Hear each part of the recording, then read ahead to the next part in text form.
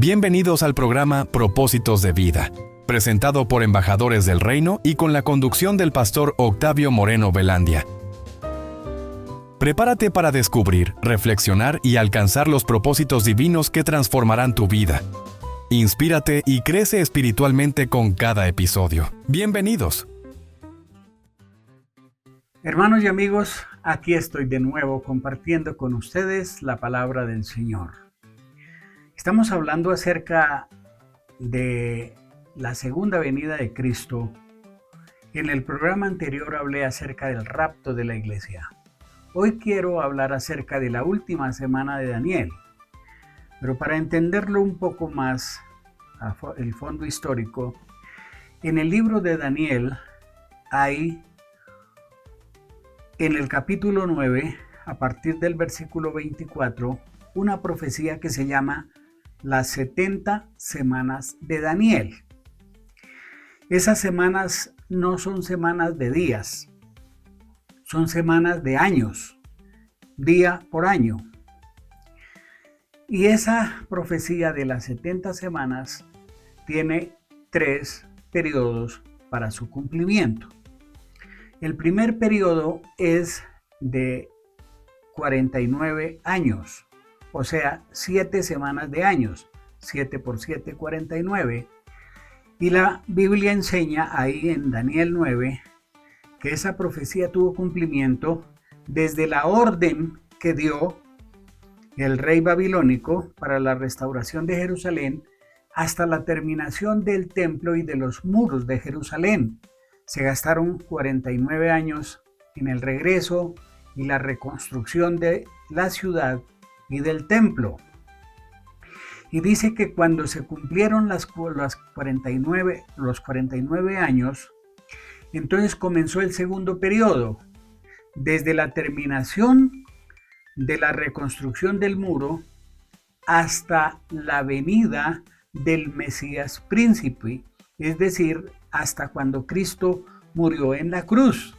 Cuando uno va al aspecto histórico, se comprueba que pasaron 62 semanas de años, o sea, 434 años entre la terminación del muro y la muerte del Señor Jesús.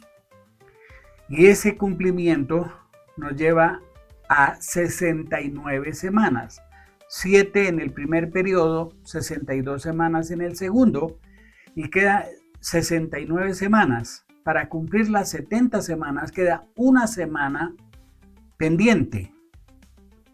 Esa semana pendiente va dirigida exactamente al pueblo de Israel y a la ciudad de Jerusalén. Está en Daniel 9:24.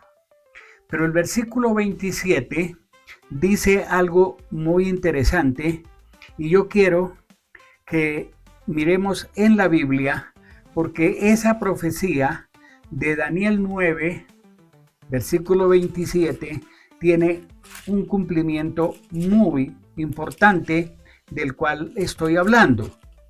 Dice lo siguiente,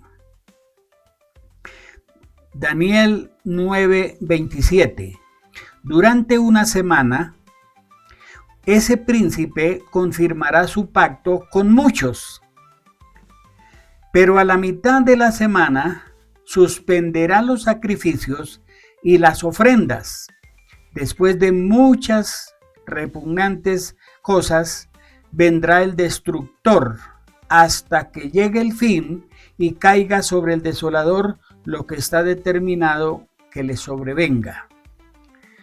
Aquí esta profecía tiene una gran verdad, o varias prácticamente.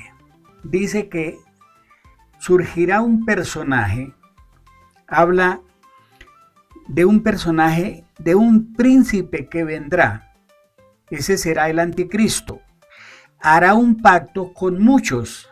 Se refiere al pacto que hará con el pueblo de Israel y se hará pasar por el Mesías verdadero, porque hasta este momento los judíos no han aceptado a Cristo como el Mesías. y ellos lo siguen esperando. Y este personaje, que es un enviado de Satanás, los engañará y se hará pasar por el verdadero Mesías y hará un pacto con ellos. Pero dice ahí que a la mitad de la semana vendrá la abominación desoladora de que habló el profeta Daniel, según Mateo 24, y se refiere a que el anticristo se sentará en el templo de Dios, que va a ser reconstruido próximamente en Jerusalén. Se sentará en el templo de Dios como Dios, haciéndose pasar por Dios. Y cuando los judíos vengan a ver y se den cuenta que ese personaje no es el verdadero Mesías, porque él va a proponer varias cosas. Una es que no va a creer en Dios. Segundo, dice que va a terminar con la ley de Moisés, que está vigente para los judíos. Y tercero, va a terminar las festividades y la adoración a Dios, y él se siente en el templo de Dios como Dios, haciéndose pasar por Dios para que lo adoren a él. Y cuando eso ocurra, los judíos van a darse cuenta que fueron engañados, y entonces ocurrirá el acabose, por decirlo de alguna manera, porque habrá ahí un enfrentamiento entre los ejércitos del anticristo y los ejércitos de Israel, y comenzará la gran tribulación o la tercera guerra mundial, y va a ser un acontecimiento trascendental en el mundo entero. Eso lo llamamos nosotros la gran tribulación. Y cuando nosotros nos demos cuenta de eso, todas las profecías que mencioné en el programa anterior y ahora estoy mencionando, se cumplirán. En la carta del apóstol Pablo la segunda carta a los tesalonicenses, dice que el Señor, allí se va a dar cuenta que va a haber una abominación desoladora, y dice en la carta segunda de Tesalonicenses que ellos reaccionarán al ver la abominación y se darán cuenta que fueron engañados. Entonces, como consecuencia de esa situación, viene la confrontación. En Mateo 24, el versículo 21, dice que habrá, voy a leerlo textualmente, porque entonces habrá una gran tribulación como no la ha habido nunca desde el principio del mundo hasta ahora, ni la habrá jamás. Eso se llama la gran tribulación. Y entonces los judíos se van a dar cuenta que ese no es el verdadero Mesías. Y dice en el libro de Zacarías, capítulo 12, el versículo 10, sobre la casa de David y los habitantes de Jerusalén, derramaré un espíritu de buena voluntad y de oración, y volverán los ojos a mí. O sea, reconocerán a Cristo y llorarán por él, a quien traspasaron, como se llora y se guarda luto por la muerte del hijo primero y único, o el primogénito. Allí se convertirán y creerán en el verdadero Mesías, el Señor Jesucristo, porque fueron engañados por el anticristo, y aquí se dan cuenta de que ellos fueron quienes traspasaron las manos y los pies de Cristo en la cruz, y se convertirán. De esa manera, entonces tenemos aquí lo que llamamos la gran tribulación. Pero hay una pregunta que siempre ha surgido, y es la siguiente: ¿pasará la iglesia por la gran tribulación? Este es un tema largo, es un tema interesante y hay muchas cosas que decir, pero quiero resumirlo en textos bíblicos prácticamente. En Daniel 12:1 dice: cuando llegue el momento, cuando Cristo sea reconocido por los judíos, se levantará Miguel, el gran príncipe que está de parte de los hijos de Dios, de los hijos de su pueblo. Serán momentos angustiosos, como jamás hubo desde que la humanidad existe, pero llegado el momento de la gran tribulación, tu pueblo será liberado. lo mismo que todos los que estén registrados en el libro de la vida. Note que ahí dice que serán liberados, es decir, que no pasan por la gran tribulación. En el libro de Lucas dice también que nosotros oremos y estemos preparados para que no pasemos por la gran tribulación o tiempo de angustia.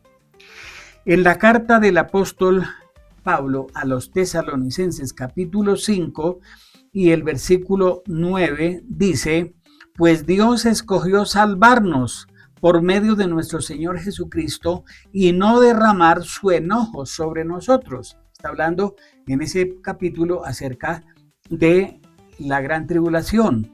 Y en el capítulo 3, versículo 10 del libro de Apocalipsis dice: por cuanto has obedecido mis mandamientos de ser perseverante, yo también te protegeré a la hora de la prueba, la cual vendrá sobre el mundo entero para poner a prueba cuantos habitan en la tierra.